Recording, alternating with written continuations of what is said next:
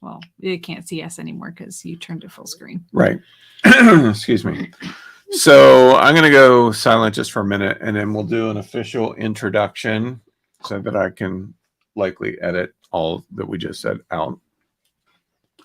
Yeah, we're going to have this on the main Manifest Your Magical Life webpage too. As well, yeah. Hello, everyone. Welcome to Manifest Your Magical Life. This is an introduction to our new course that is coming out courtesy of Magical Bear. It'll be Magical Bear's first course, certainly not its last course, but we decided to handle it this way because of those of you who are attending are part of my expert media group business and email list and all of that. And so as such, we wanted to give you an opportunity to see what we're up to. Some of you have already had that opportunity because you're part of Magical Bear behind the scenes. But we wanted to share here with the notion, keep this in mind, that this particular course is the only time we're promoting Magical Bear courses to my regular list. Because you didn't sign up for that. You signed up for... Well, if you're here from that. Yeah, you signed up for everything else that I teach about. You signed up for all the other fun goodies. Public domain and AI and writing and all that fun stuff. Photography. And right. And so I want to respect that separation. Yep. Okay. If you want to be on our Magical Bear mailing list and everything, we will have opportunities for you to do that. But just to say that. So with this course, man, there's so much that that really can help us manifest the life that we want. I mean, just with my own personal experience this month of October 2022, depending on when you're listening to this, just my personal journaling time in the mountains, I've written well over 20,000 words, and it's been intense. Like I said before we officially went live, you know, I get it first, and it isn't always pretty. And then very rarely Kristen gets it second. Yep. And so. And sometimes it applies to me, and sometimes I just giggle. Yeah. I'm like, I've been telling you that for years. I'd love to be able to tell you that we've arrived, and that just simply isn't true. Well, there's actually a fun quote that I found today, in fact, while we were working on these slides about arriving, and it's perfect. Yeah. So we'll be getting to that soon. So anyway, let's get into what we have for you tonight. Don't want to keep you super long, maybe 30 minutes or so. We'll see how it goes. It's me, so God knows how long it'll go. 9 o'clock will roll around. We're like, you done yet? I've started finding ways to occupy myself in the evenings. Yeah. Meanwhile, Kristen is doing digital puzzles, and yep, she's done like 300 of them now. No, I've only done about 24, but still. Really? That's it? Yeah. Huh. They're hard. Okay. So, do you like this new slide layout? Isn't that sexy?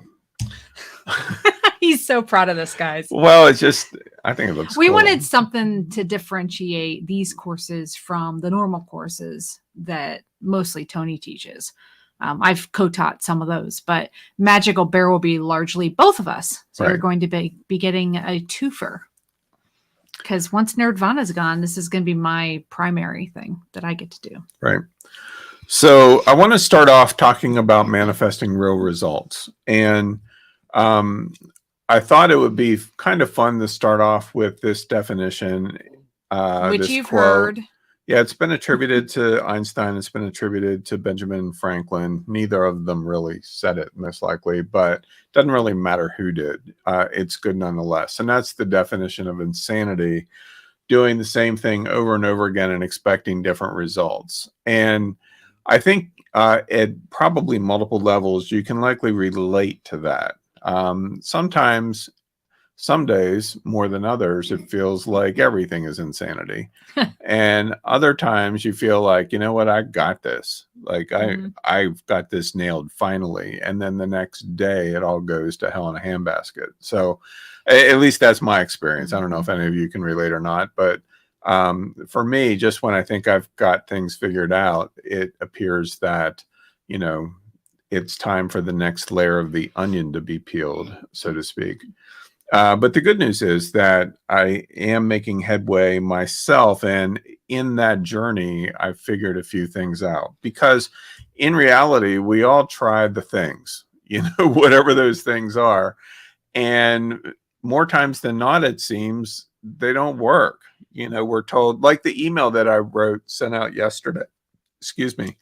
I don't know if you read the whole email or not, but it was kind of fun in that I posed the question to AI, or posed the challenge to AI to write 3 bullet points on how we can manifest our best life. And you know what?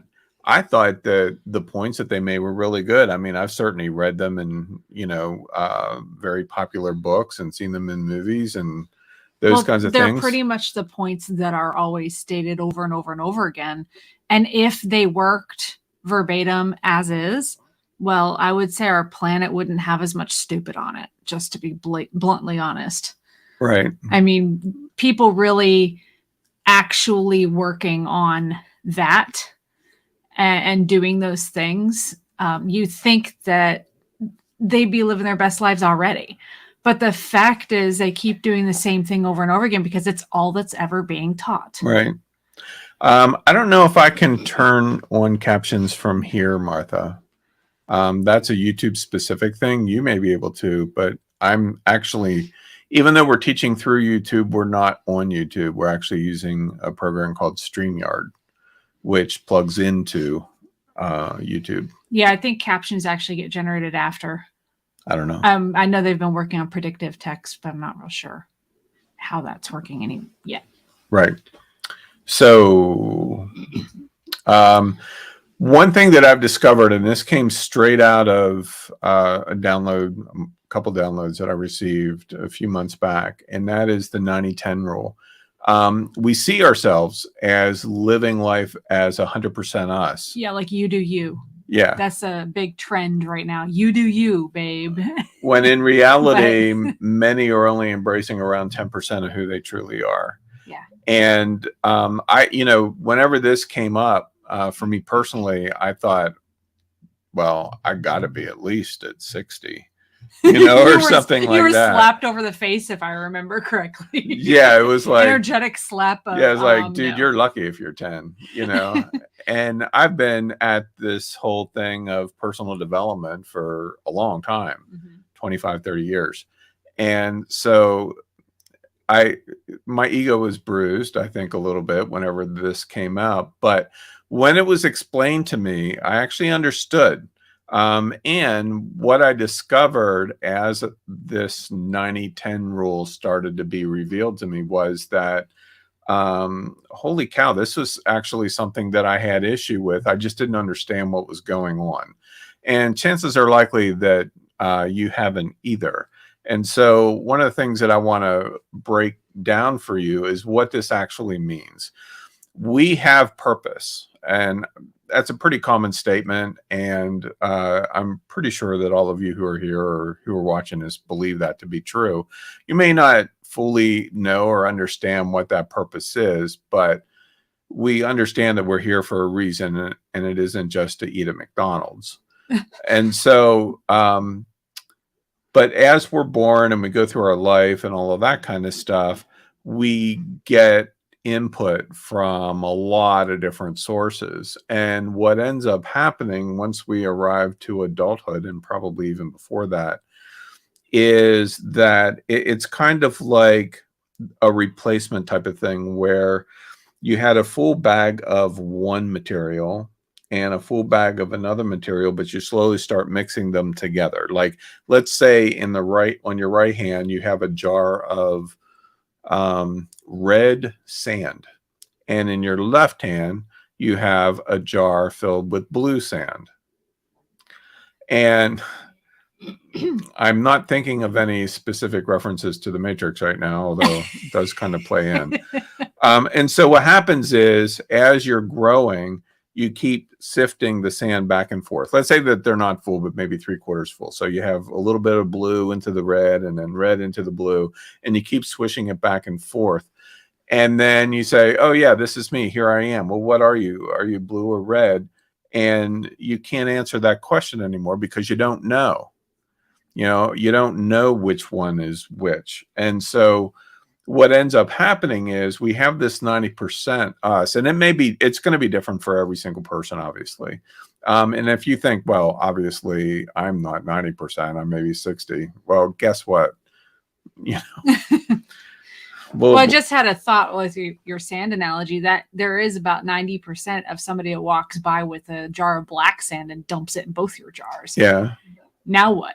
Well, exactly. Now you're not purely parts of yourself anymore. Right. And so what happens is we pick up a lot of garbage over our lifetime, and a lot of it isn't good. A lot of it isn't necessarily bad either, but you've probably heard the statement that the good is the enemy of the best. And I think that's what happens to us. And so we think, oh yeah, it's kind of cool. We feel content or whatever. And we live our lives and we feel somewhat content. The only problem is that we never really achieve that 100%. And so whenever things kind of go wonky or crazy, or we can't figure out why we keep dating women who are from Pisces or whatever, just when your mom just says, making up, she's not another Pisces, is she? Just making up a specific example that has nothing to do with my personal life 10 years ago. That's awfully specific. Yeah. I'm so glad I broke that cycle. Yeah, you finally stop for a moment and you think, why does this keep happening to me? How many times have you said that in whatever situation? Doesn't have to be dating. It's like, I don't understand why this keeps happening to me over and over again. Mm-hmm. Like things go good for a while and then all of a sudden they take a left turn. It's like the classic, we always are able to save up just enough money for the car to break. Yeah. Or the cat to get sick. Yeah, there's crazy numbers of examples. That was one of mine that used to happen all the time. Right. And so where that is coming from, it literally is this garbage, and I say garbage in a very loose representation because some of it is good. In human design, it's called not self. 90% is not self that we're trying to own because other people tell us we should, or society says we should, and so on. Yeah. So whenever you're experiencing a time where you're not quite feeling yourself, well, chances are that it really isn't who you are. And so we are really composites of many factors, from people who spoke into our lives, maybe positive or negative. Could be anyone from family to friends or teachers or good intentions. I mean, I had a lot of great mentors in my life whenever I was young, in my teen years. And what's interesting is they've had profound impacts to people in particular who had a profound impact in my life in my later teen years. But was everything that they put in there good or necessary for me to become the person who I am? Not necessarily, but still we get that input. And not all of it is good either. I mean, we have experiences, we have choices that we make or that other people make for us. And I don't mean, like not getting to go outside and play because you didn't do your homework. Like, there can be very, very much traumatic experiences that happen, or trauma that you don't perceive as trauma until later on. And so, all of those things, even our passions, things that we love, beliefs that we have, whether you went to church or practice a different religion or whatever the case may be, all of that, beliefs about yourself, all of that impacts and creates a part of who we are, and like I've shared in the past, there was one issue that kept coming up for me probably 20, 30 years ago. And I didn't understand what it was coming from or anything like that. And ultimately, I discovered that the source was related to my great-grandmother passing. because I didn't have a chance to say goodbye. She was like my hero as a kid. And she passed away, and my parents didn't tell me that for 2 weeks because they didn't know how to tell me. And I've had a conversation with them about that, and that's what they shared. But, you know, me, Tony, 9-year-old, uh, I didn't know how to process grief. I never lost a close family member before. She was my first one. And so, you know, I did what all unknowing people do in a situation like that, kids or otherwise. I stuffed it. I mean, I didn't set out and it's like, oh, wow, my great grandmother died and I don't know how to handle this emotionally. So I'm just going to stuff it down. So later on, I can be a young adult who's pissed off at the world. Like nobody thinks like that. Right. but, but yet it happens. It happens to all of us. And the same is true, not just bad traits, but the same is true for good traits as well, you know. And I mean, I got to tell you, you look around at the world today and how our children are acting and our teenagers and all of that are acting today. It's scary, you know. And then there's the whole thing of generational issues and on the list goes. So we're kind of, I can't think of a better way of saying this right now, but in some respects, we're kind of screwed from day one. You know, but I think it's on purpose. I really believe that. And the reason why is because life is a journey. You know, we're trying to discover and realize who we are. You know, what does 100% Tony look like? You know, and so this is the Christian that, or the quote that Kristen found, and it's awesome. Perfection is achieved not when there is nothing more to add, but when there is nothing left to take away. We always think we need to become more. We need to add more. We need to learn more. We need to grow more. We need to do more. A lot of that's really do more. But the fact is we need to be more. Yeah. And in order to be more, we have to let go. It's so counterintuitive. Right. And so the big question comes up, how do we get rid of that junk? Like, how do we move past that? Because in many cases, perhaps you're not even aware that it's there. And I've been asked many times even, and thought myself even, like, you know, I know something is going on. I know that something is preventing me from experiencing XYZ or manifesting XYZ or whatever, but I have no idea what it is. Beating your head against a wall, trying all the things. Yeah, you think through this, you think through that, ask all people. You have to do is Google manifestation techniques, and you're going to end up with dozens of different things, a lot of which we've both done, right? / tried / done over and over again with the same results. Yeah. Yeah. And so in the process of banging my head against the wall,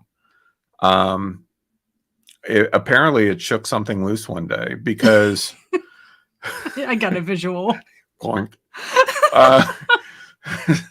Because all of a sudden I got it. It's like, because in my morning downloads, they kept talking about 100% Tony and 100% Tony and 100% Tony. And I'm like, who is this 100% Tony? Like, you know, it's a process. And so as I was being led on this journey, and I'm going to talk a lot more about the journey during the course, but as I was being led on this journey, it really was a matter of discovering who I really am versus how other people see me versus how I even see myself.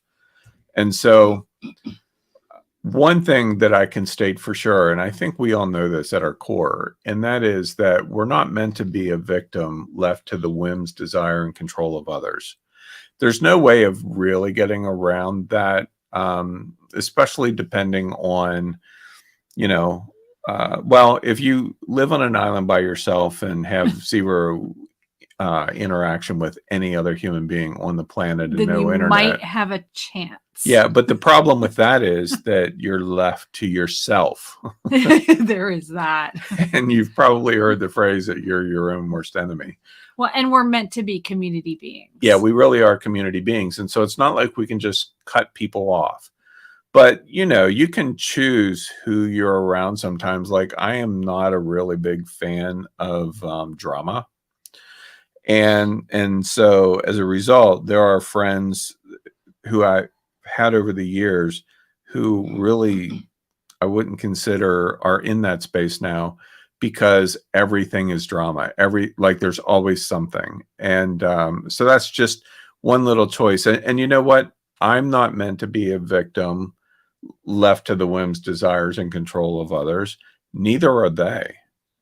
But I can't speak for them. Yeah, I can only speak for myself. You can't make their choices. Right. Same with my girls. I mean, I thought that it was challenging when I had, toddlers and then, school age girls and then teenage girls and then married girls and then married girls with children and all that kind of stuff. I have to say, in some respects, I would say it's more challenging now. And it's not that my girls are doing anything weird or bad or anything like that. It's the challenge for me personally comes in the fact that it's not my job to fix them, and or to fix their situation. And I'm really good at that. Well, you're good at swooping in and being the hero. Right. It's not always the outcome that's best desired. Right. When you're the hero. Like, I'm not my daughter's Superman. And that was a hard realization for me to come to. I mean, sometimes it feels like I'm barely save my own damn self, but it's not my job to save them, because if I save the day all the time, how on earth are they going to learn? And so it's been a process. Not only like I have conversations with them and we talk about things like this, and then when the buts show up, then we change the topic because, I believe in sharing wisdom that I've gleaned, but I'm not going to push it. That's just kind of how I view things. And life happens. It happens to all of us. It's happening right now. It's going to happen as soon as we're done. Tomorrow morning when we wake up, more life is going to happen. That's just how it is. It's how we respond to that really makes the difference. And so, unfortunately, we develop this series of habits. It's how we react in certain situations. It's how we respond in certain situations. It seems right to us. And it's not that we always get it wrong, but we have this innate built-in desire to protect ourselves. Yeah. We want to be safe. And those protection mechanisms and habits work until they don't. Right. And that really is it. And so what happens is we build up these protection mechanisms that are supposed to keep us safe. And perhaps in one perspective they do, but they also can keep us trapped because they become familiar, and then they become habits, and then they become invisible. I mean, can you imagine trying to describe water to a fish? It's like, what are you talking about? Like, how on earth are they going to know what water is? That's just like, like them trying to explain to us air or whatever. You don't really normally think about air unless somebody's strangling you, and then guaranteed you're thinking about or it. Unless you're too deep in water. Right. And so very often it's like that. These choices become invisible to us because our body and our mind and spirit and everything has this really amazing ability to normalize. Sometimes that can work on our behalf and other times not so much. And so, whenever you step away or somebody else who isn't involved in that scenario has an outside point of view, frame of reference, whatever you want to call it, they can see very clearly, like, how the hell are you even surviving right now? Like, if breathing wasn't we say this a lot, if breathing wasn't an auto response mechanism for the human body, there's a lot of people that probably would be dead right now.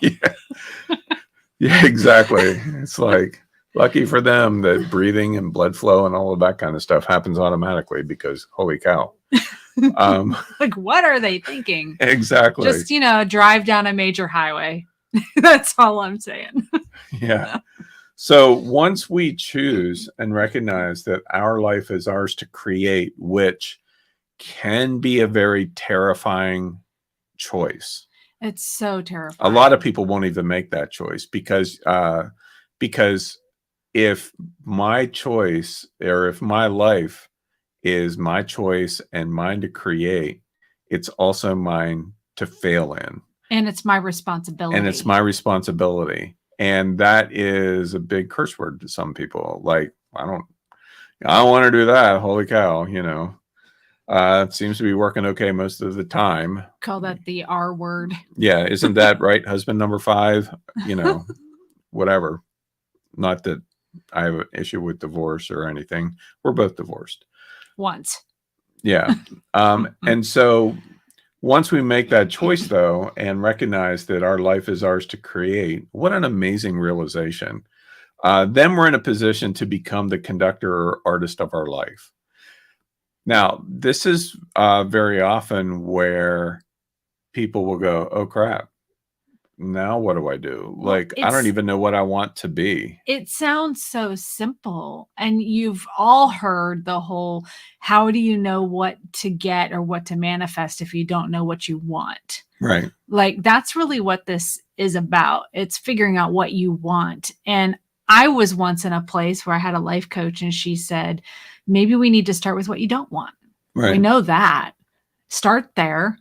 And then work backwards to what we want. And she also helped me realize that even when I was faced with a very, very, very, very, very scary choice, it was literally to me, and in that moment, a choice between near death and total death. Like, those were my choices, not suicide or anything like that. I was in a very dangerous situation. And when she looked at me, she said, but it's still a choice. All of a sudden, I was able to take my power back, and wouldn't you know it, a third option presented itself within 24 hours that I hadn't even seen coming. Yeah. I didn't even think about that third option, which was, of course, way better than the death and near death. Right. And I don't know what your experience is or anything like that, but I've had a lot of instances, like in dreams and especially in visions and stuff like that, where you're presented with a door, and like, do I open it or do I close it? Do I go to the next door? Do I look for a window? Exactly. And so do I sit in the chair over in the corner and contemplate whether the door exists at all? Right. So coming to a realization that we can literally create a magical life for ourselves can be absolutely terrifying. I mean, a lot of people will say, oh, well, especially if you're struggling financially or whatever, they'll say, well, tonight is $1 billion Powerball drawing, so I got to get my tickets. Well, I mean, hell, I bought tickets. I mean, it'd be stupid not to. It's $1 billion. Which means you get to keep about 200,000. No, for $1 billion, the government would take about 700 million of that. Oh, okay. Yeah, or 600 million, about that. Crazy. Don't ask how I know that. Math. No, actually, it was the last people who won a little over $1 billion, and what they got 400 and whatever. Doesn't matter. And then like, I also noticed people who like play the lottery every day. Like, I watched this woman the other day, $70 or $80 worth of scratch offs. That's the thing. That mindset of my ship's gonna come in if I keep doing this. Yeah. And it's that insanity thing again, doing the same thing over and over again. Yeah. I mean, if you're waiting for your ship to come in, the logical question to ask yourself is, am I really a sailor? Can I swim? Yeah. You might not like the answer, but so whenever you start to think about what would your magical life actually look like, I found for me that I started drawing a lot of blanks, and it's easy to point to stuff, but what if we played that game? What is your magical life? And everything that you listed could not be stuff. That's a good comment. That's funny, Lori. Lori, that's fantastic. So what if it isn't Well, stuff? we have to read it out loud for the people who Oh. can't see. She said, my ship comes in while I'm at the airport. I mean, that's just so perfect. Yeah. It's like, great, terrific. Yeah. Now what? Wait a minute. I have an airplane ticket and there's my ship right over there. So, one thing that you're going to quickly discover if you haven't already, when it comes to manifesting this magical life and trying to figure out what 100% you looks like and what you really want and all of that kind of stuff, is that manifestation can't be earned. Like, there's nothing you can do that will make it happen faster from an external perspective. I'll say that. Yeah, there are things. There are things you can do. But there's no price you can pay. It's like, you know what? I really need to make a major change in my life. Make this happen for me. Here's $1 million. I mean, $1 million can certainly do certain things, but you know what? You can have the $1 million. You can win the lottery tonight, and have, at least for a brief moment, $1 billion. But guess what? That doesn't change who you are at all.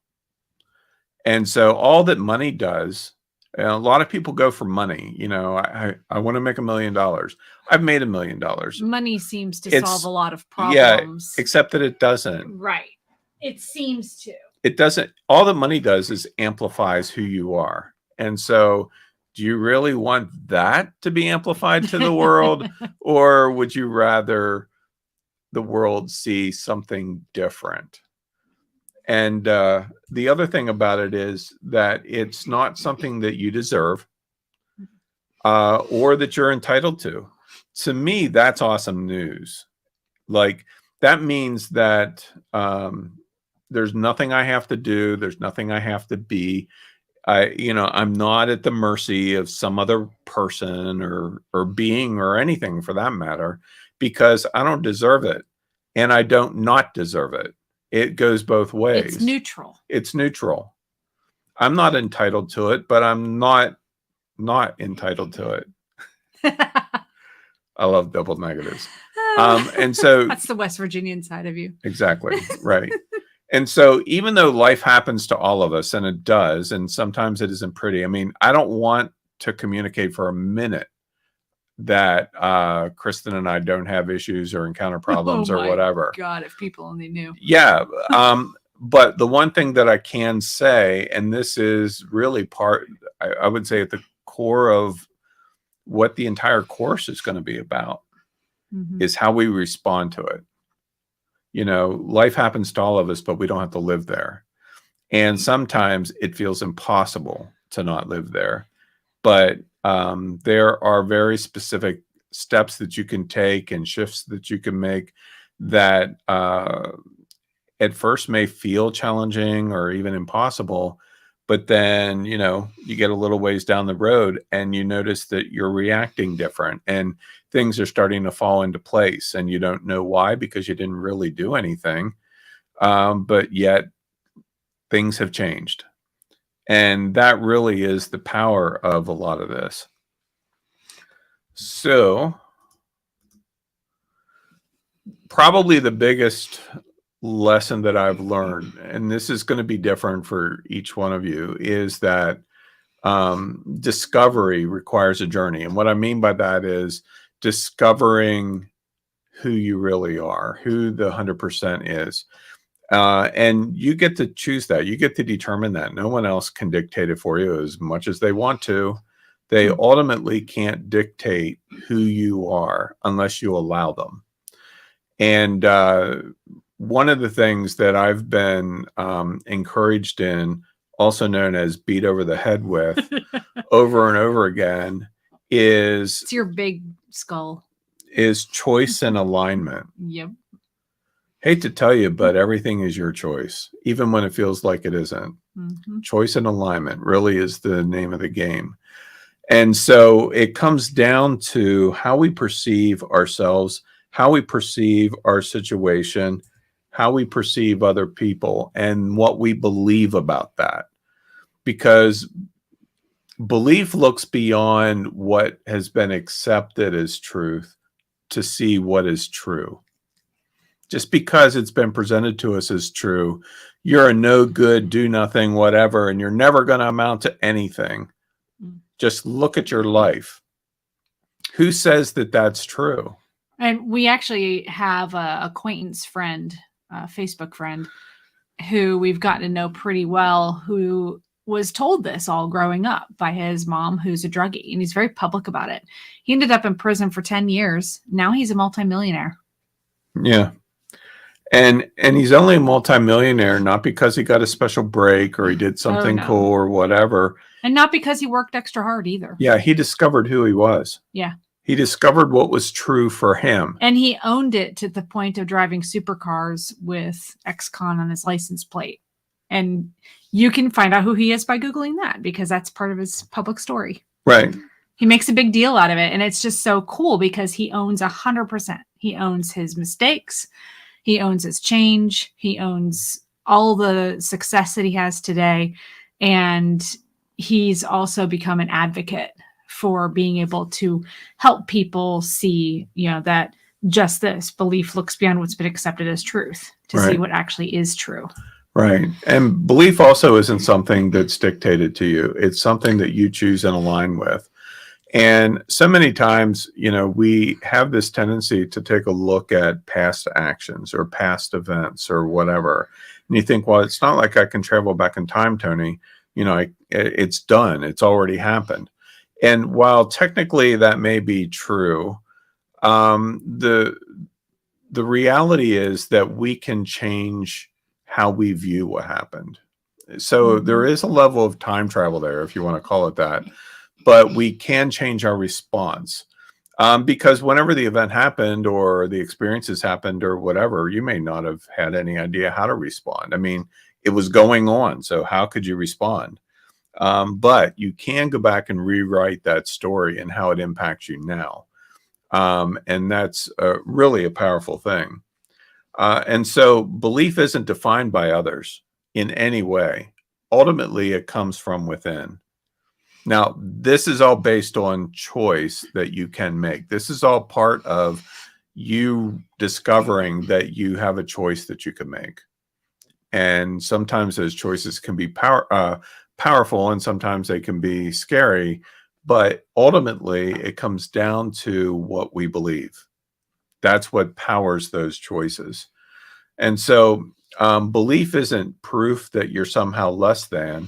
It is the confident, unwavering strength that is unstoppable. And by the way, these are all verbatim quotes from my downloads that I received that was said to me and to you, because I'm reading them and sharing them with you now.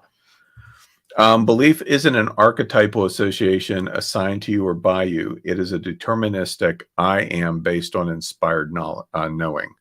So what that means, if you've been in any of my character studies classes for writing or whatever, you'll probably know that I'm a huge fan of archetypes. I've studied them for years.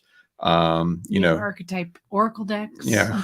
Hero's Quest is probably, one that we're all familiar with because it's the most common. It's the most common, and most of the popular movies that are out there and books are all based on it, from Harry Potter to Star Wars to fill in the blank.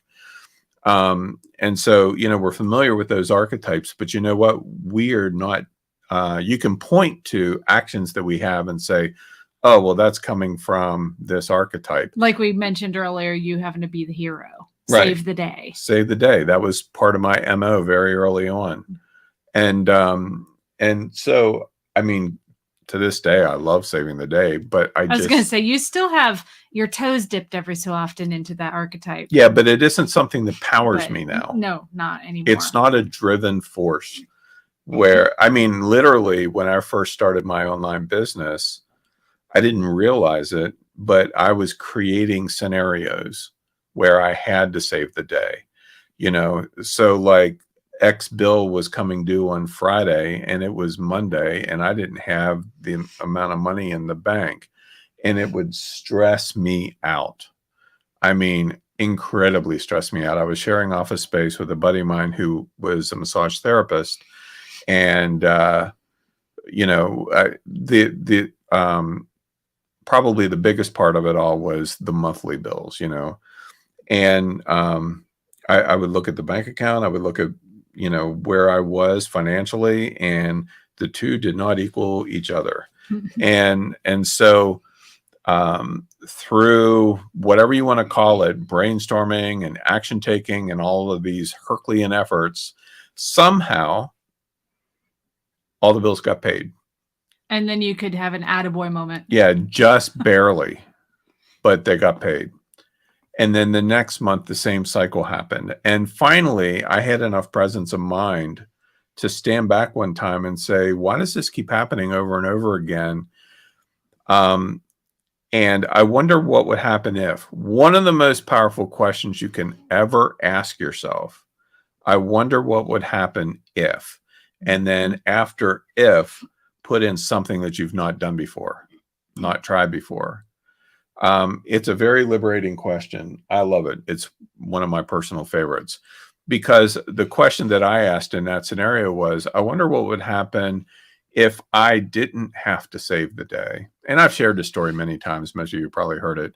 Kristen has heard my story so many times, and I don't remember. So I now look at you and go, I've heard this one a dozen times. You're like, I know, and you continue with the story. Right. So, but it is a good story, and it's a good story, and it was incredibly powerful for me, because I realized that I was indeed trying to save the day, and I needed that to validate my worth. And I want to point something out here. You didn't say, I wonder what would happen if I planned sooner, if I knew this bill was coming. And so I made, put steps in place in my business to get there well in advance. If I set aside an emergency fund. You didn't do any of that we're taught is practical. Right. And I would use practical in quotes. You did the shift that needed to happen to make that an ongoing thing without all of the struggle. Right. And the stress and the worry and the work, because you'd still have all that. Right. You can plan all you want. You're still going to have stress. Exactly. So belief is the revelation of truth regarding the real you as you stand in the land of light. And land of light, just to define what that is, you could call it heaven, but I don't consider it heaven, even though heaven is referred to as the land of light. As far as I know, because we're all live here and I can see your names and everything, chances are likely you're not dead. And so because you're not dead, I don't think we're all experiencing this talk in heaven. And so I see the land of light more as the place where the 100% us resides, because we're more than the sum of our parts. I mean, you could say, oh yeah, Tony, the bald dude wearing the glasses with the t-shirt on, and I have a head and arms and legs and all that kind of stuff. But you know what? You could have all of that and not have me. Mm-hmm. So we are not the sum of our parts at all. And so where residence is, you could call it the great beyond, you could call it heaven, you can call it whatever you want. But it's just this place of pureness. Mm-hmm. Call it energy. I don't care what you call it. Quite frankly, I don't get really hung up on words like that. Definitions. Right. So part of this journey that we take, and it's very interesting, it always has a process, and it's always a journey. It really is the story of your life, this journey. And I'm just debating whether to say something. So I'll say as little as possible about what I'm going to say. I'm looking at him like, what are you about to say? So this morning, right, I had a very interesting experience in my quiet time, which I say that literally every single damn day, but yes, you do. But I was given a challenge, that I have no say in. So I guess it really isn't a challenge. But it has to do with But me. you do have a say. You have a choice. I could ignore it for sure. Which is what you've been doing, and But expect a different result. right. Exactly. But what I was presented this morning was a new journey. It's not going to impact.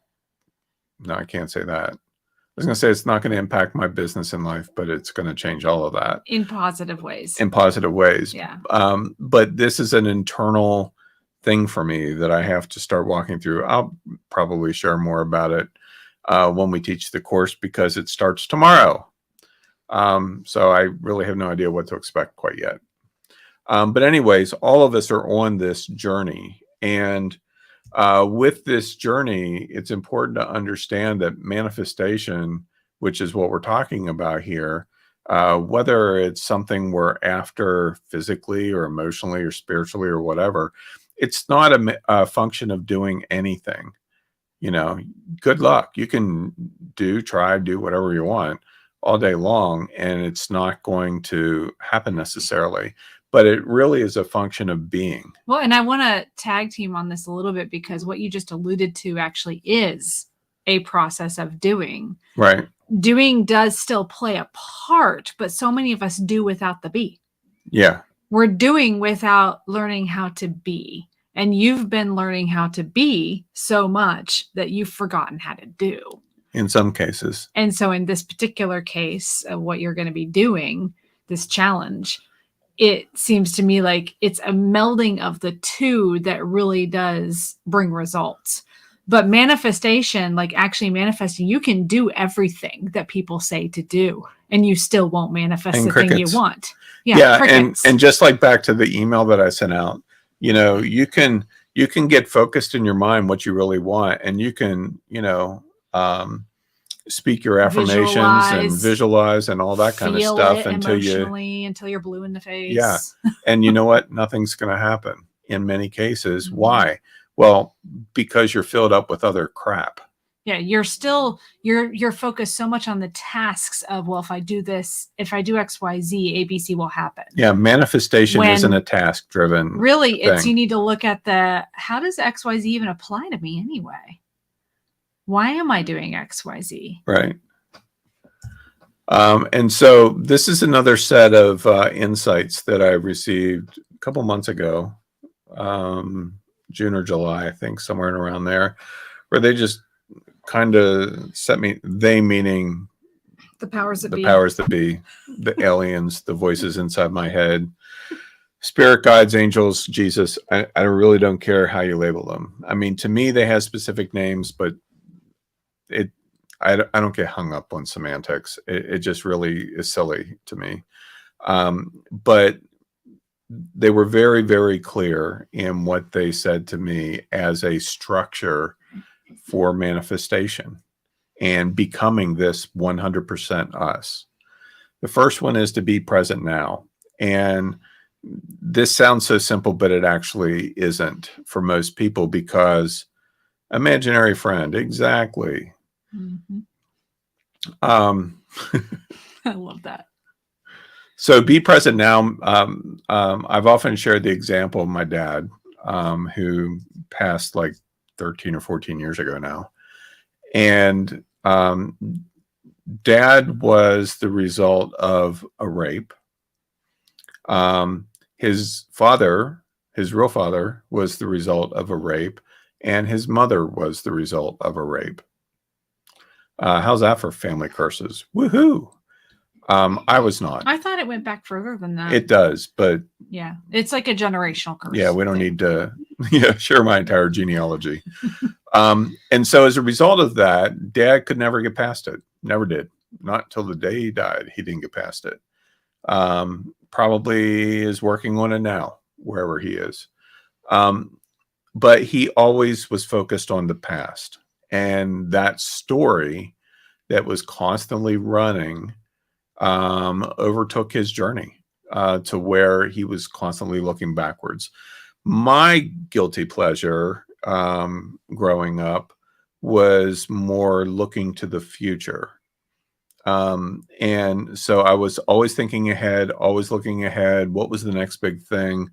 On and on and on it goes. And finally, I was halted in my tracks by a very clever mechanism, not so much unlike what I'm getting ready to start tomorrow. Back in 2012, when all of a sudden I got this brilliant idea to take a photo of the sky every day for an entire year. Some of you probably recall is Skies 365. And in Skies 365, I did it. I mean, I literally took a picture every day for the entire year. And, it's fun the first week or two because there's so many cool things. And then it rains, and you can't necessarily get a good picture. And then if you're not traveling, you're looking at the same area, same sky pretty much every day, and then it gets really boring. The reason why I felt I needed to do it was so that I would become more aware of the current moment, the present moment. And so, I'm tracking the weather, I'm following the movements of the sun and the moon, so I'd know where they were at given times, as we move through the year, all that kind of stuff. And you want to know what happened?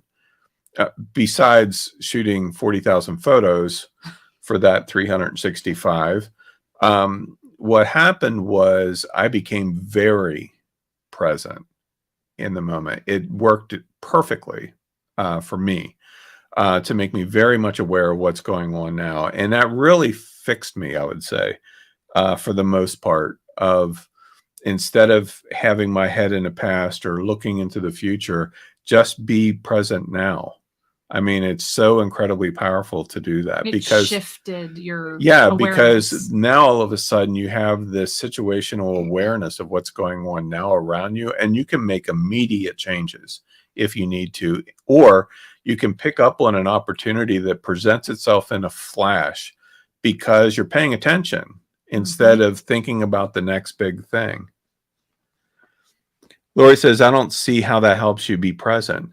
Well, it's because I had to physically go out and do it every day. Like I was forced to be present in the moment, to capture not just a crap photo, but to try to make the best of it. Not that all of them were rock star, but it forced me to think that day in that moment. Like I didn't plan the next day during the previous day. Yeah, it wasn't like, oh, it looks like the weather's going to be good tomorrow. We're going to have a clear night sky. I'm going to do a night sky tomorrow. You didn't do any of that. No, I made the decision all day long. Yeah, I made the decision for the choice of what was going on in that current day. And so what that meant was whenever I woke up in the morning, I'm looking to see if there's a sunrise. In the evening, I'm looking to see if there's a sunset. He still does this, by the way. I'm checking the weather apps to see if it's going to be cloudy or sunny, if it's going to be windy or rainy.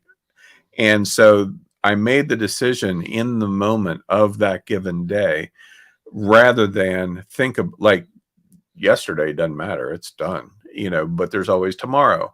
And so I didn't plan like, okay, so 2 weeks, I think I could get a really cool set of sky photos if I travel here. Like I didn't do any of that. Wherever I was in the moment, that's where I took the photo.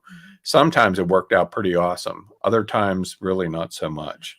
But it forces you to be creative. Like, here's what I'm given right now. So how can I take this and use it to produce something? Well, and I want to give a little practical example of how I have been doing this, especially over the last couple of years. I have this autopilot thing that probably all of you have, especially women, that kicks in and, you're driving down the road and don't even realize how you got to your destination. That happens to everybody. Yeah, me too. Because we're daydreaming, the brain is off on some adventure somewhere thinking about all the to-dos I have to do for that day or the next day, or worry. Yeah. Wondering about some situation happening. And it got to the point where I couldn't remember if I locked the door. We'd be in storage. I couldn't remember if I locked the storage units. And it became such a time waster because I literally would turn around the car, drive clear back from wherever I was going, be late to where I was supposed to be, just because I couldn't remember locking the door, just to make sure. And several times I'd left a unit open or the door was unlocked.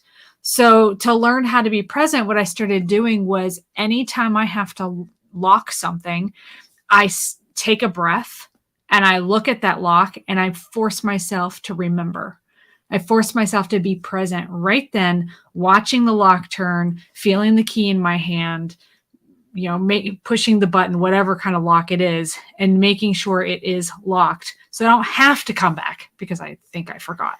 Mm-hmm. And actually that exercise now has become very unconscious. So it's kind of like I'm doing it on autopilot now, but the autopilot is paying attention. And so I've made, instead of making the autopilot, I don't know how I got to point B, but I got here okay. It's, my autopilot is, okay, yes, I did that thing. Right. And I'm remembering those things now. For the most part, there's still a couple times that's. Yeah, Suzanne stated that learning to be in the present changed her life. That's awesome. It really does. Mm-hmm. Because you miss so much. I mean, there's a lot of cool stuff going on around us. Yeah, it really is. Being present in the moment. You hear that from every guru out there, but none of them really tells you practically how to do it. And it's really just paying enough attention that your environment, the smells, the sounds, everything helps you to realize that you are there in your body in that moment doing that thing. Yeah, a real simple example that frustrates the daylights out of me is whenever people are at a traffic light right in front of you and they got their face in their phone. And so the light turns green and they have no idea. Situational awareness. Situational awareness is out the window. Mm-hmm. And so they are certainly not being present now because apparently, the world is coming to an end and they just got the message. Yeah. Not.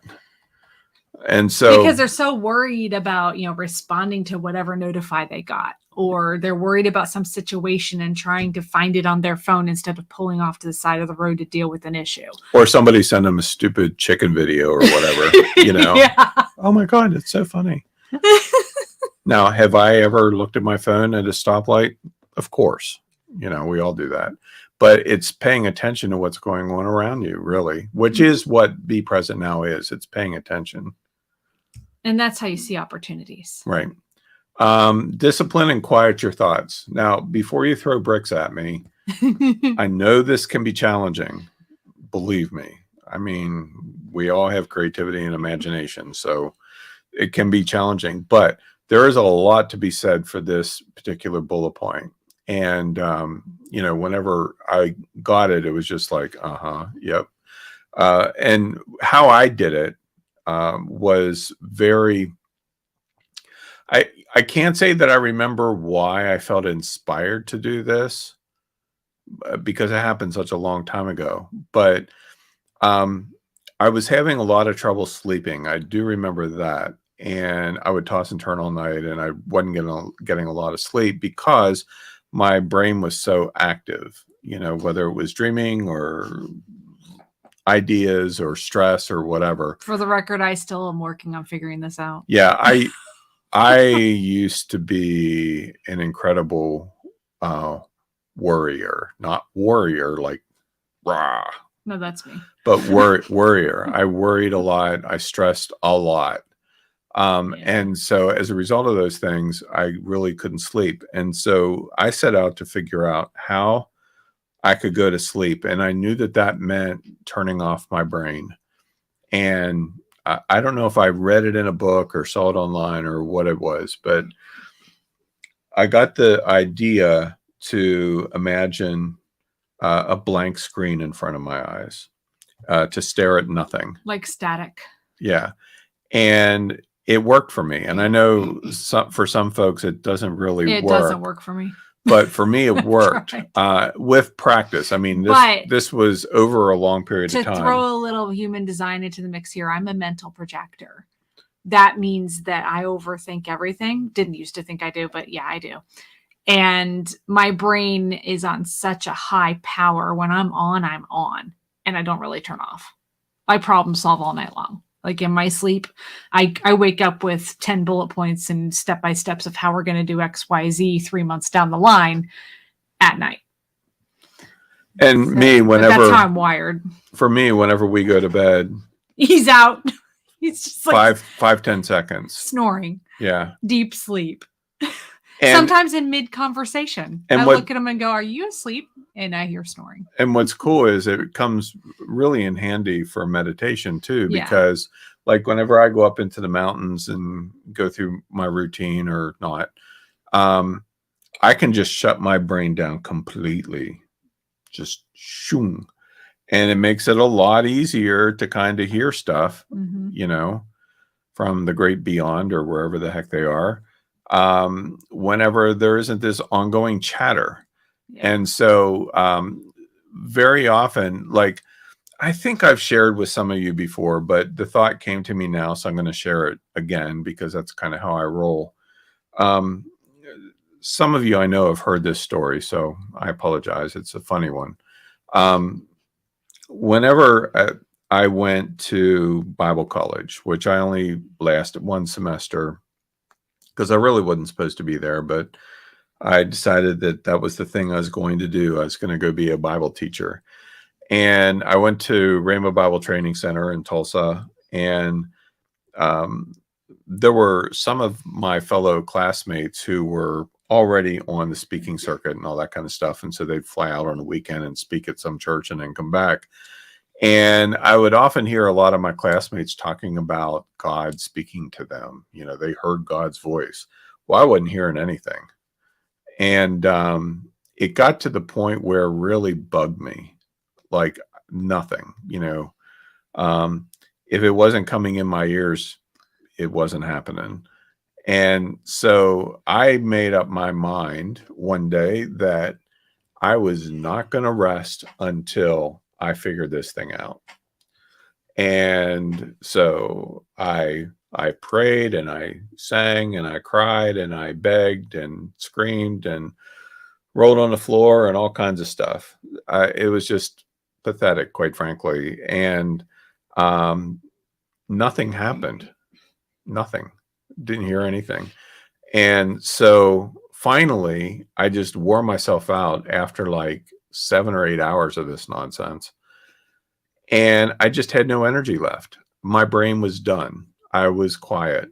And literally the very first inspired thoughts I ever heard, ever, was, "Are you done yet?" I mean, I'm just laying there, exhausted on the floor, and I hear, "Are you done yet?" And it was like, what in the world? And, you know, at the time, I'm like, "God, is that you?" You know, and it's like, I was wondering how long it'd take you to shut up. Like, and you know what? That was 1986, I guess.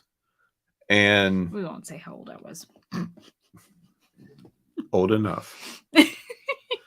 And from that point on, it's never really been an issue of hearing things. But what I found is that whenever I allow drama in my life and stress and worry and fear and all those kinds of things, chatter, yeah, it's a lot harder to hear. I just experienced that a few days ago, where last week, one day, I tried listening. I went through my normal routine and nothing. There was nothing there, just static on the radio. And so I brought out some big guns and cut right through that nonsense. Which the big guns he's talking about are tools. They're the doing that helps you be. Right. And we'll be talking about those in module 2 of the course. Yeah. So let's keep going because I'm already past. I knew we were going to be past an hour. Alcoholic. It's your stories. Well, they're fun though. I like telling stories. Yeah. I'm a storyteller. They're good stories. Focus your emotions. This is another one. This goes along with number 2, because very often our emotions can really get out of control. And it's like, well, they're my emotions. Yes. What am I going to do? But especially if you have anxiety issues. Yeah. And now let me just say, okay, I understand that there are people who struggle with chemical imbalances, with other types of illnesses or issues or those types of things. And I am not addressing those issues. There are things you can do that can help with that. I mean, it exists in my own family, so I recognize that it's a real thing, and I certainly am not saying, "Well, you just need to get over it." That's just ignorant and stupid. So I understand that some people have much more trouble focusing than others do, or their emotions impact them differently than others. Mhm. And so please understand that I recognize that fact. Okay. Um, But that being said, right. if you're getting help with those imbalances, you can still learn to Right. focus your emotions. I mean, we live in a world today where ADHD is a buzzword, and Yeah. I'm not saying that it doesn't exist. I can certainly see it in my granddaughter, Princess Maya. She is all over the place. But what really affects her is she gets bored so fast because she's brilliant. She's so freaking smart. And school isn't doing it for her. And Yeah, so she's very she's smart. like, she's already figured it all out, and she don't understand why she needs to give any more attention to it because she's done.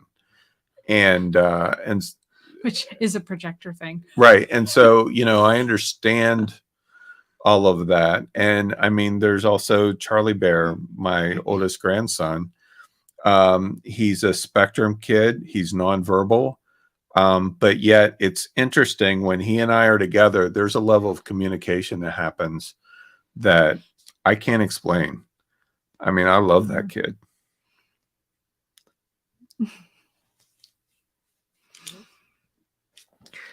Next bullet point. Anywho, release everything that doesn't serve you. And that sounds like an obvious duh, but here's the thing. Chris and I both went through a thing called Radical Leadership, and it's run by friends of ours. It's freaking awesome. We're going to talk about it in the course as well. But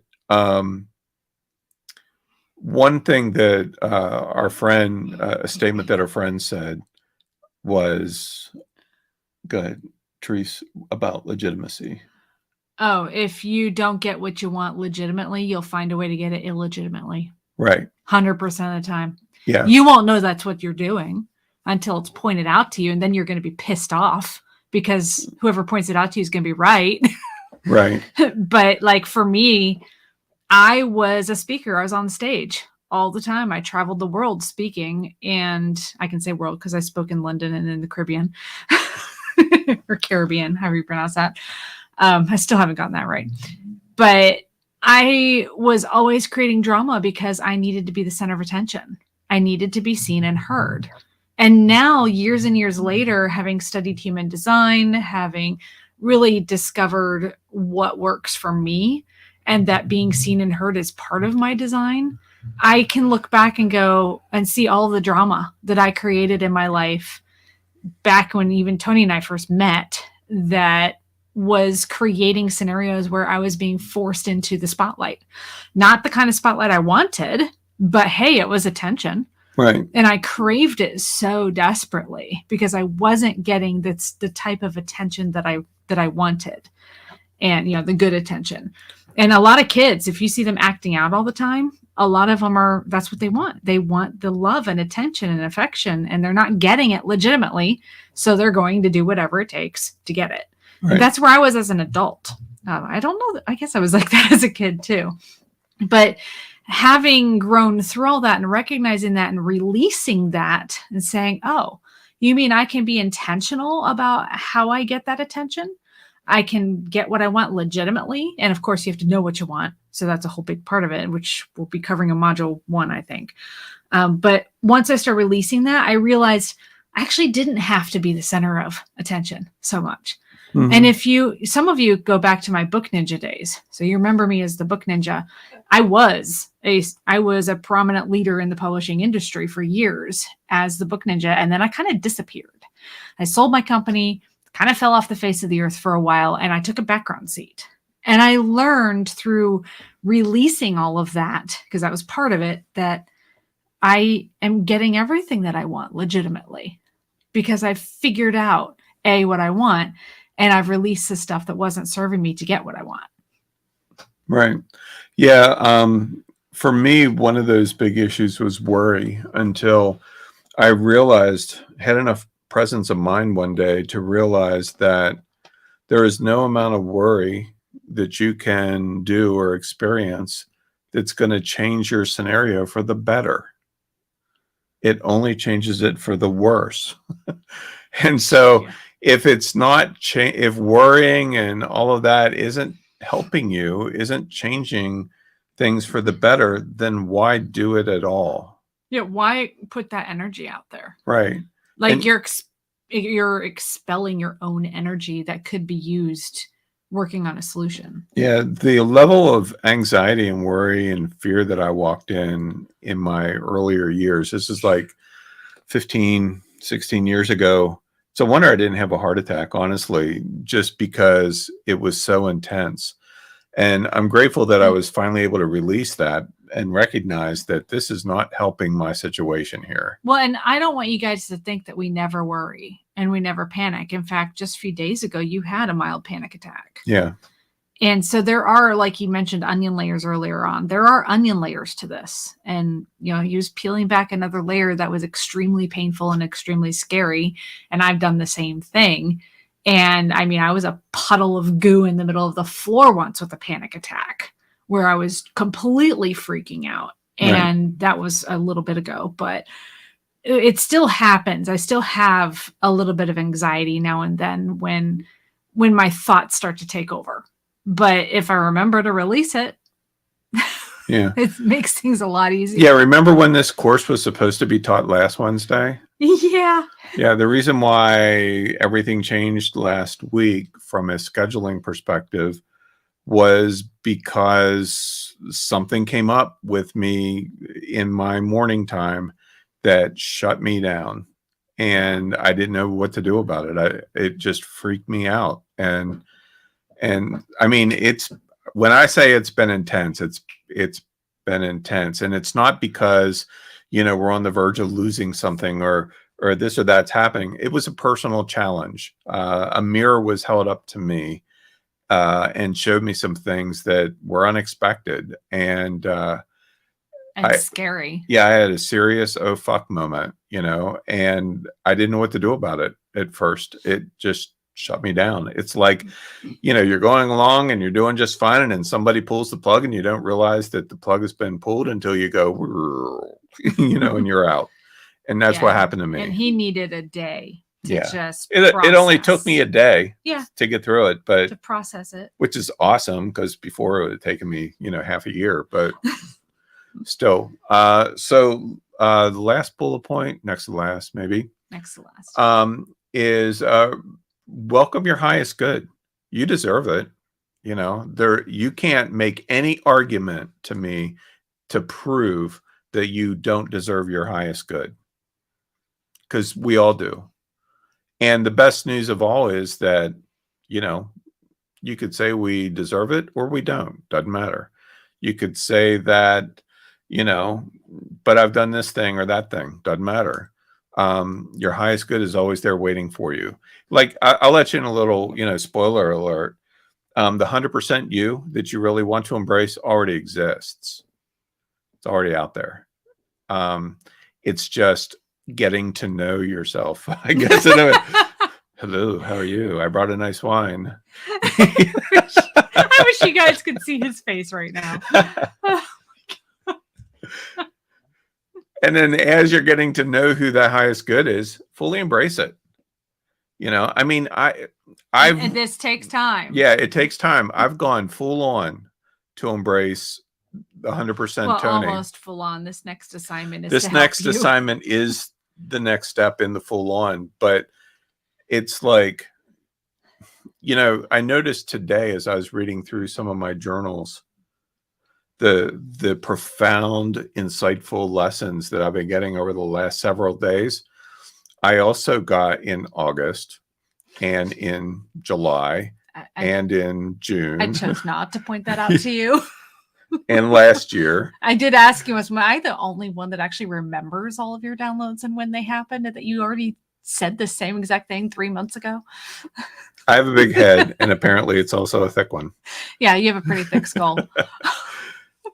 But the good news is that I'm making forward progress, and Yes. That's really all that matters. That's the goal. Is that we all take steps forward, and everybody's journey, of course, speaking of the process of your journey, is going to be different. Yeah. That's why a lot of these manifestation courses that are out there don't work for everyone, because they're cookie cutter programs of here's the type of meditation you do. We're not going to have any meditations in this. Okay. No. You're not going to have okay, now breathe in, breathe out, let go of all of your problems. We're not going to have that kind of stuff. Focus on your breath.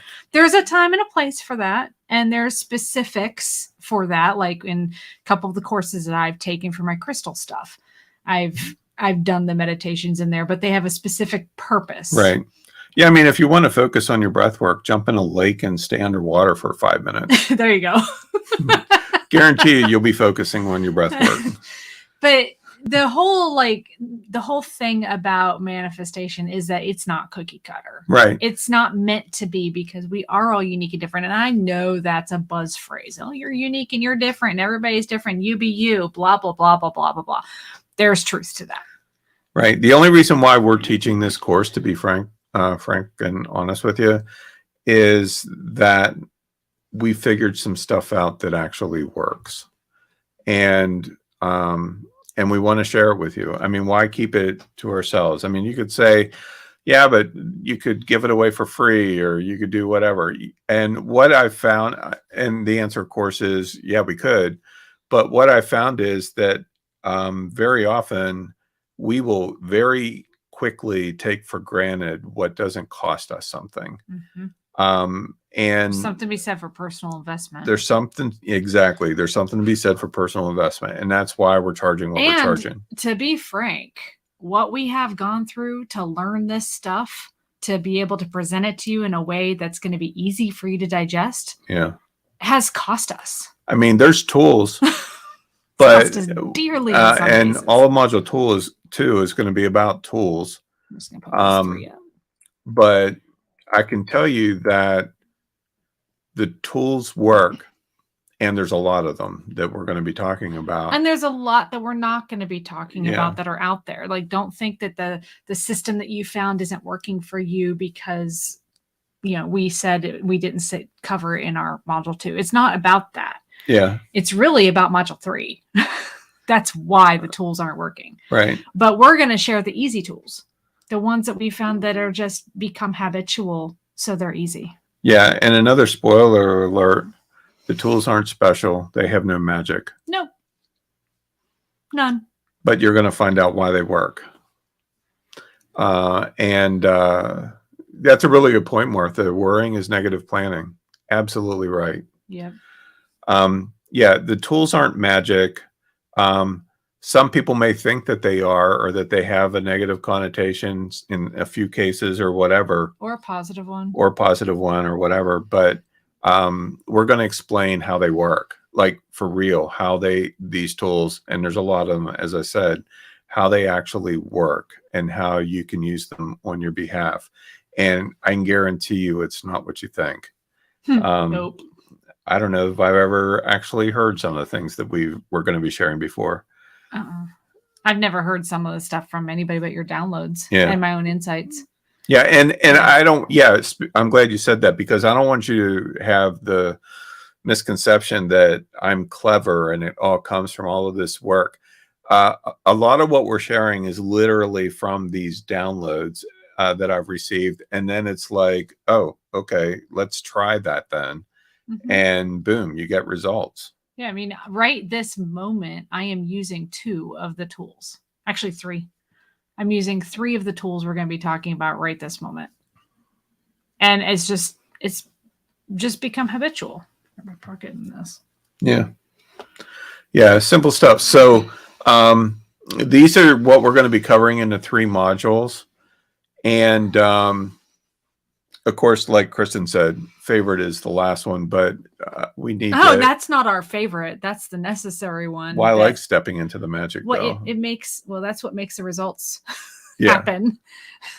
But it's not the easiest. Well, it's the necessary. It's the what do you call it? It's like the vinegar to the baking soda. You pour all the baking soda down the drain that you want, but you're not going to get the volcanic reaction type thing until you add the vinegar. Yeah, I wouldn't That's have. what Module 3 is. I wouldn't have used that example, but well, it works. You won't I have wouldn't have that thought reaction. of that. Yeah. So you probably have already seen this link because I've shared it everywhere. And it will eventually be changing. What is today? Monday. Today's Monday. Yeah. Yeah. Ultimately, this course is going to be, well, the course is going to be hosted on Expert Media Hub. You'll be able to access it there.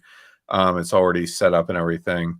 But I'm in the process of building a brand new platform for Magical Bear that's based on Teachable. It should be completely separate. And so ultimately, anything Magical Bear related will be completely separate from Expert Media Hub. It's a very big task to set up a whole new platform.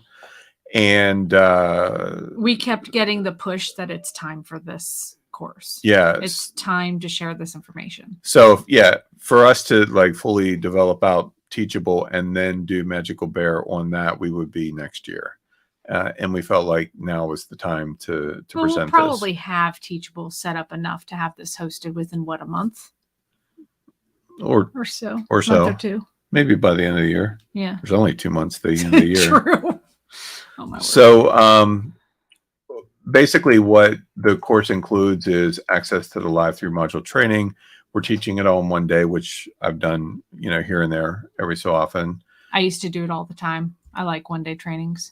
Yeah, it takes a lot of energy, but when it's done, which is kind of cool. Yeah, and you get everything with breaks in between, and you don't have to take up multiple evenings. Right. You're going to have ongoing access to all the replays, of course, and the slides, which I think you'll find helpful. Also, there's a bonus interview, at least this one, with Natalie Marie Collins, Kristen's BFF, where she talks about human design and biofield tuning and stuff like that. And it's over an hour long. The interview is. Yeah, pushing 2 hours. I haven't edited it yet, but it is recorded. I have been taking notes.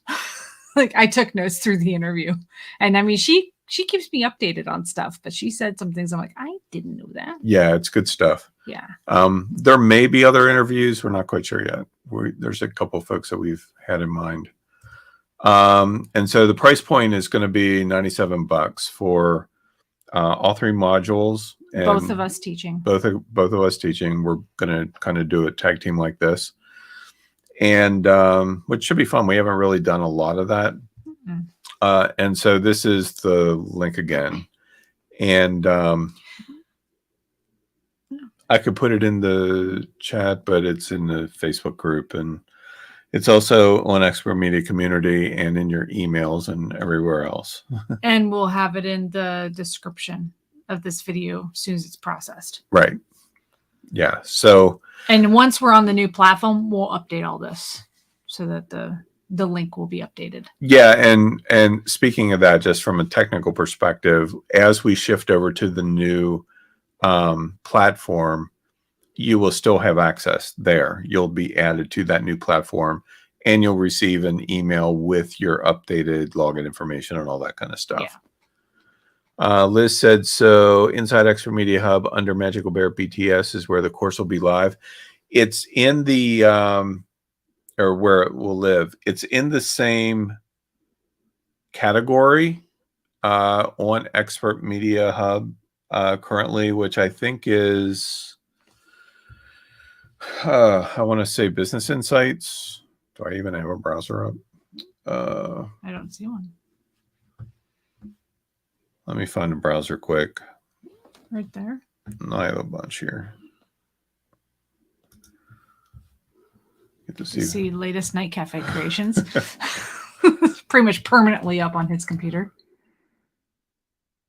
Expert Media. I'm pretty sure that I put it.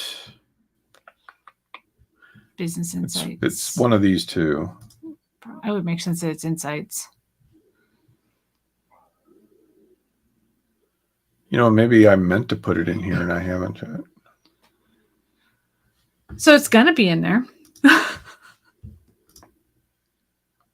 Yeah, you haven't put it in there yet. So it'll be in there tomorrow. I will gladly pay you Tuesday for the hot dogs I eat today. Marjorie, it will not create any problem if you miss a module. We will have the replays up pretty quickly. Yeah. Well, we got time in between each one to be able to process and get it up there. So you may even have a chance to listen to part of module 1 before module 2 even starts. Yeah, it'll actually be here in front of Income Reboot. I'll be adding that in tomorrow so that you can access it. Go while you've got your browser, go to magicalbear.com and show them. Because like he said at the beginning of this, you expert media people, this is the only time you're going to hear through expert media about Magical Bear stuff. So I created today, if you go to Learn, in the menu there, Magical Bear Academy, which will be our official thing. Eventually, this link will take you straight to the full academy.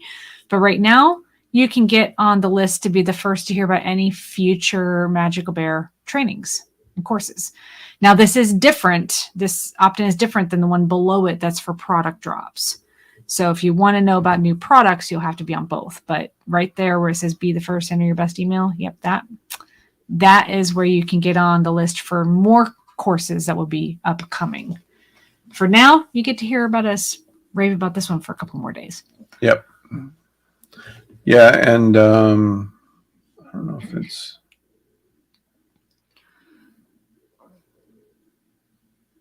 I don't understand what that is. Oh, that's our email. What are you doing? Seeing if I can show them. Yeah. Oh, the Work in Progress Academy. Yeah. I'll show you a little bit of the work in progress here.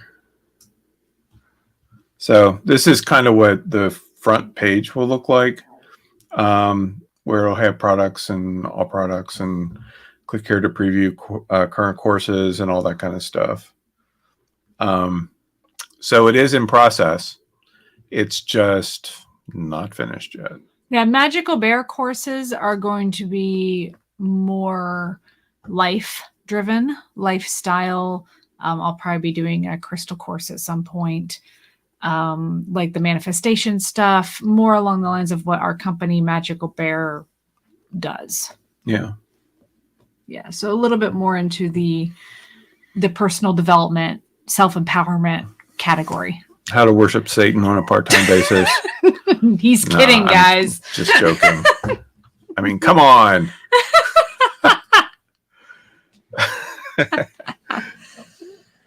Yeah. Yeah, Amy, like Kristen said, the Magical Bear courses are going to be more metaphysical focused, really, is what it'll come down to. Yeah. I mean, that is the term applied to it. We are going to put the who in woo. Oh my God. And Liz just wrote woohoo at the same exact time. That's funny. Wow. Serendipitous. Oh, my word. This is about the time of evening that I get to start laughing about him or at him when he's training and starting to get a little bit slap happy. So yeah, anyway, it's gonna be a lot of fun. It's a shift. I mean, and don't think, I know you guys are regular customers of mine. A lot of you are, yeah. Don't think that Expert Media Group is going somewhere, because it's not. I'm still going to be doing practical trainings on all the fun topics that we've all been having fun with. So that's not changing at all. And I don't see a shift in that at all. But we've had many discussions watching the students and where you guys get stuck. And we're trying to figure out a way that we can help with that side of things as well, which is where Magical Bear comes into play. Yeah. Because especially, like, I have a heart for artists. And I mean, I have an art degree, so I should, right? There's so many artists that I see that are just stuck and they just can't move past. They can't get their projects done. I mean, even one that I've helped for the last several years, she posted today about her beloved little bird dying. And I guess he passed away this morning. It's Kara. And she had written a children's book that she never got around to illustrating that featured him. And now she's having regrets that her little bird won't be able to be featured with the book once it's published. Because, I mean, yeah, it's pet. She has nobody else. She has no people. Oh, I thought that was her latest sculpture. No, that was a real bird. She has sculpted him, but that was a real bird. He died. Okay. So it's very sad. I mean, it was her pet, and it's actually, she has a cool story behind it where the bird was a symbol to her of something she was deathly afraid of. She took him because nobody else would take him in, and he was a rescue. And she learned how to communicate with him, and he learned how to communicate. She said, I learned how to speak bird, and he learned how to speak human. And because he's a type of parrot. But he doesn't speak. He squeaked. But anyway, she's got a cool story about it. But the fact is that now she's having remorse, artist remorse, if you will, of this unfinished project she started 12 years ago. Wow. That, I think it was like 12 years ago. It was a long time ago. That she never got around to illustrating because she never saw it as important enough, because it was a pet project. It wasn't a commission to make money. It wasn't something for someone else. It was for her. And so I posted that, now she needs to make it in memory of him. Throw a little bit of guilt manipulation into there. But that's just the thing. We see so many people on Tony's courses creating this really cool, badass art and doing these awesome stories. And then we're like, where is it? We want to buy it, and it's not there. So the fact of the matter is, those kinds of things we've been stuck with ourselves, and we have been learning and have discovered some things to help us push past those same exact issues. Yeah. And that is why we wanted to do this course. Absolutely. And why we wanted to share it with all the expert media folks, because we want to help you push past that block. Right. Honestly, I'm sick and tired of seeing a lot of the posts in the group that are just so cool, and they don't make it outside the group. Yeah. They don't see the light of day. Anywho, and none of us are guaranteed tomorrow. So on that exciting note, let's do the things. We're all going to die. No, I mean, let's make the dreams happen. Let's get out of our own way. No, I mean, can you imagine if we all acted on all of Tony's courses? Oh my word, the world would be changed. I'm speaking. I said it that way because I'm speaking to myself as well. Yeah, we'll go there later. we'll have that. So anyway, we've kept you for too long. Yeah. Exactly 104 minutes and 10 seconds. So actually not quite that long, because that's how long the PowerPoint has been up. Oh, right. But anyway, no pressure. We'd love to have you join us. There's plenty of ways that you can do that with the link and everything. But if you choose not to, I'm fine with that. I mean, one way or the other, I'm not going to pressure you into it. But if it's resonating with you, then we'd love to have you join us. And of course, the price is the price. It's going to be the same if you change your mind and decide, you know what, I think I'm ready for that finally. Because maybe you're not ready yet. That could be a possibility as well. Mm-hmm. A month from now, it's going to be $97. Next year, it's going to be $97. And so no pressure, no guilt, because that wouldn't help anyway. That's true. So, yeah, just we'd love to have you join us. And no, we're not going to say that's how all our courses for Magical Bear are going to be, but for this one, right, that's it. Yeah, they're not all necessarily going to be fluffy marshmallow love. No, I meant the price point. Oh. Or the price not going up. Yeah, if anything, this will probably be the lowest price course that there is. And it'll be the only one that probably won't go up. Yeah. There will be timelines for the others, because that's just smart marketing. And by the way, we're not pulling these prices out of our butt. We do. I've done a lot of research on price points for similar courses, and so the type of information we're sharing is not in those courses. Right. So anyway, and how do we know that? We bought them. So thank you very much for taking time out of your Yeah, this is Monday fun. to join us, and we really appreciate it. Those of you who are joining me tomorrow for the mastermind module, we're going to be talking about a new AI platform. Guys, he's excited about this one. It's awesome. I mean, it really offers a lot, and it's like free. Yeah. And free is good. So that's what we're going to get into tomorrow, and then of course, Manifest Your Magical Life will be Wednesday all day. Nothing on Thursday. If Ganty is here or listening in, there is no training on Thursday, Ganty. He's not even showing up, and we're saying Not this week. Next week there will be something yet to be determined. So good night, everyone. Thank you all, and we'll talk again soon. bye, everyone.